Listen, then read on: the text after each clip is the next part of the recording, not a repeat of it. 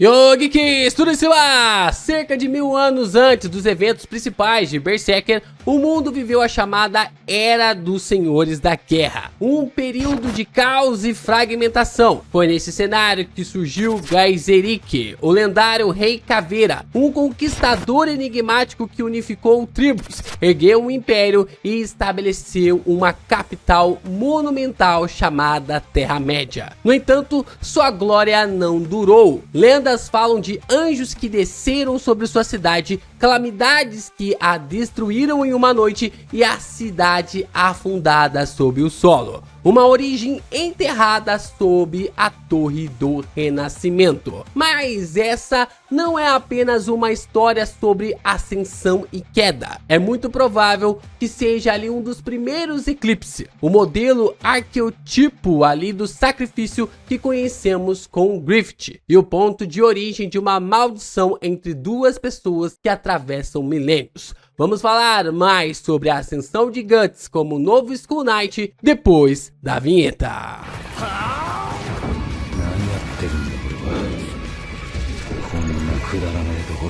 Os últimos capítulos de Berserker parece que começaram a implementar muitos conceitos que a obra vem abordando já há algum tempo em sua história, principalmente no paralelo entre Guts e também ali o Skull Knight. Mas tudo começa através ali da relação do Rei Caveira e a cidade afundada. O texto sagrado da Santa Sé descreve a destruição da cidade de Gaizerik como resultado do pecado, mas o que parece um castigo divino é na verdade a ação direta da mão de Deus. O mito diz que 5 anjos desceram sobre a capital, destruindo tudo, onde nós vemos as 4 criaturas ao lado de Void no capítulo 363. A cidade foi varrida, os corpos marcados com o símbolo do sacrifício e o reinado de Gaizerik chegou ao fim. A revelação de que a capital de Falconia é construída sobre os restos da antiga Terra-média confirma o elo cíclico entre as eras. Griffith revive literalmente o império de Gaizerik, mas dessa vez como Fento. O mundo está se repetindo. O mundo está em um ciclo sem fim. E é bem interessante a gente ver essas conexões, porque ao longo de toda a história, o Miura, ele veio meio que tipo assim, colocando pistas. Lá no capítulo 53, a gente já vê essas primeiras dicas e explicações sobre esses 5 anjos que chegaram até ali para destruir o local. E definitivamente depois nós tivemos todas essas ascensões acontecendo até chegar no capítulo 363 e revelar de forma concreta o paralelo de Void e Griffith e também de Skull Knight e Guts. Um dos pontos mais discutidos é a possibilidade de o Skull Knight ser o Gaizerik e tendo ali a sua armadura como penitência. Todas as evidências apontam para a identidade real do Skull Knight. Ele é Gaizerik, amaldiçoado, transformado e preso entre os mundos. Seu nome desapareceu, sua carne foi devorada pelo tempo e restou apenas a sua armadura, um símbolo de sua maldição e também de sua resistência. Esse é um ponto bem interessante. Só o capítulo 53 e o capítulo 363 podem render tipo assim uns 10, 20 vídeos aqui no canal. Porque tem muito conteúdo baseado nessa perspectiva, nessa visão sobre os personagens. E assim, a gente consegue ver nas ideias de que o Skull Knight ser ali o Gaizerik é a principal colocação que nós temos para fortalecer ainda mais esse paralelo entre Guts e o personagem e o Void e o Griffith. E nesse vídeo também existe um paralelo, só que é entre eu e você. Eu dou o conteúdo e você deixa o seu like, se inscreve aqui no canal e também compartilha os nossos conteúdos por aí. É claro que é importante você continuar reagindo aos nossos conteúdos, comentando, compartilhando, falando aí de Berserker para as demais pessoas e falando que o Geek Brasil está comentando mais sobre o Berserker a partir de agora. E é claro, você pode se tornar membro aqui do canal e mandar o seu valeu para fortalecer ainda mais os nossos vídeos aqui no Geek Brasil. E importante também é você deixar o seu hypar, fortalecer ainda mais os nossos conteúdos através do hypar para que mais pessoas cheguem até o canal do Geek Brasil e o YouTube recomende a gente ainda mais.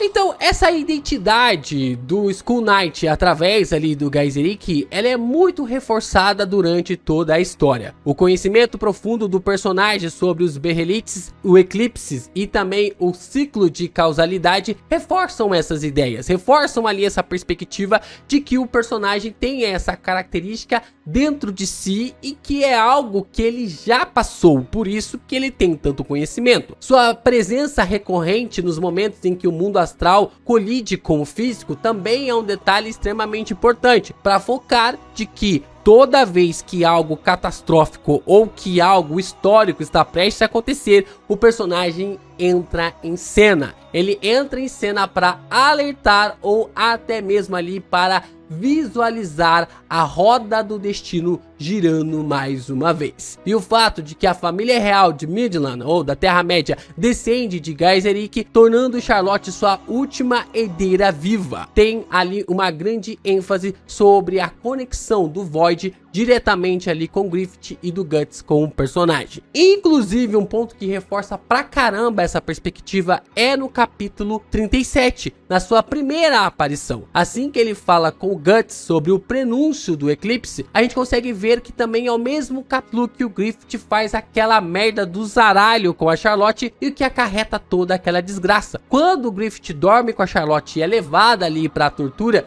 toda essa desgraça acaba acontecendo, gerando no gatilho necessário para que fosse gerado o eclipse alguns capítulos depois. Só que, deixando isso de lado por enquanto, pra gente abordar essa ideia em um outro vídeo, a pergunta que fica é: por que Gaizerik foi amaldiçoado? E o que levou ele a este fim? O que levou ele a ficar nesta forma para sempre?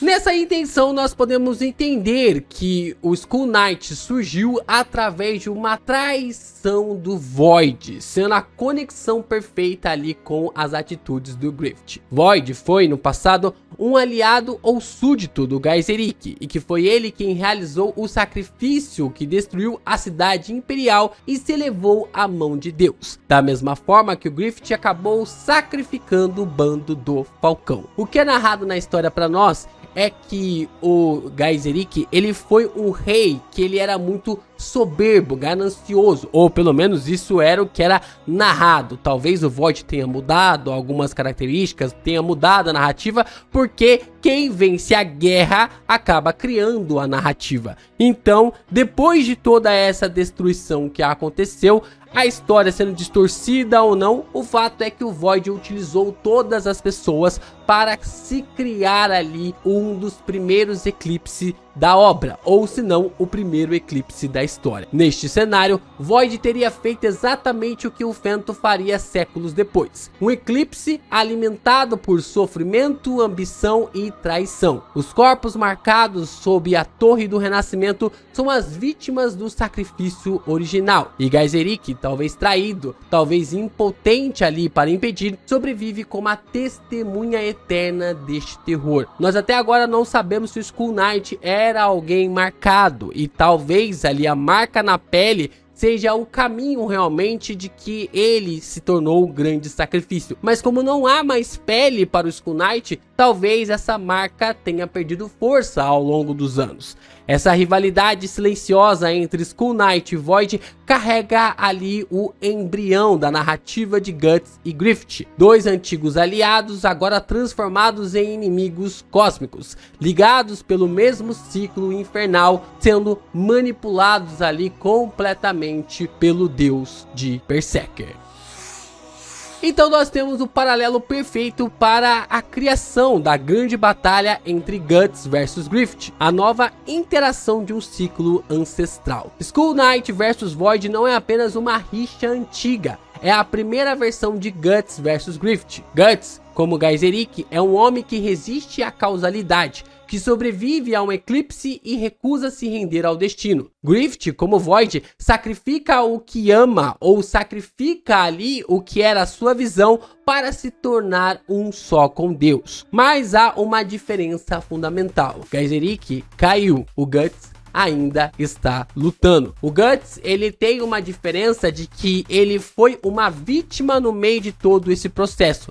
Pela narrativa, o Gaizerik acabou se tornando ali uma vítima no meio do processo. Ele era um tirano, ele poderia ser um Lorde Tirano, mas que perdeu tudo mediante ao seu próprio egoísmo. Ele mesmo fala, ele mesmo reforça um pouco as narrativas que a gente observa lá no capítulo 53, quando a Charlotte está contando para nós um pouco mais sobre a história deste rei. O fato é que Guts e Gaizerik têm ali os seus paralelos, Guts e o Skull Knight têm os seus paralelos da mesma forma que o Griffith tem com o Void. Isso é intrínseco na própria história de Berserker.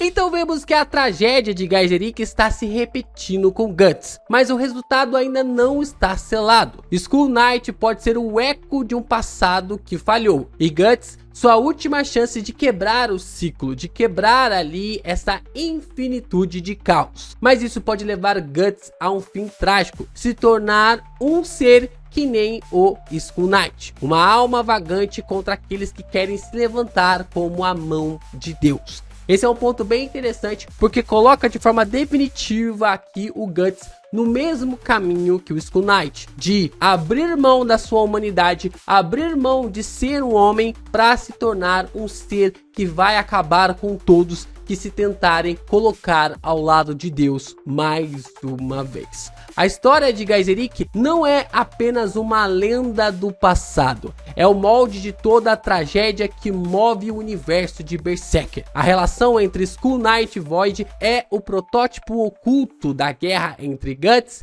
e Griffith. Eles são os arquetipos, o traidor divinizado e o guerreiro amaldiçoado. Mas Berserker não é apenas só sobre repetição, é sobre a resistência, sobre a chance de que o ciclo seja quebrado. Guts carrega a herança do fracasso de Gaizerik, mas também a esperança de superá-lo. Ele é o homem que carrega a marca e ainda assim desafia a Deus. E se um dia Griffith cair, não vai ser apenas uma vingança pessoal, será a vitória final sobre o destino que devorou impérios, corrompeu heróis e enterrou civilizações inteiras. E vai me perdoando aí pela pronúncia errada de Gaizerik, porque eu não sei se é assim que se pronuncia.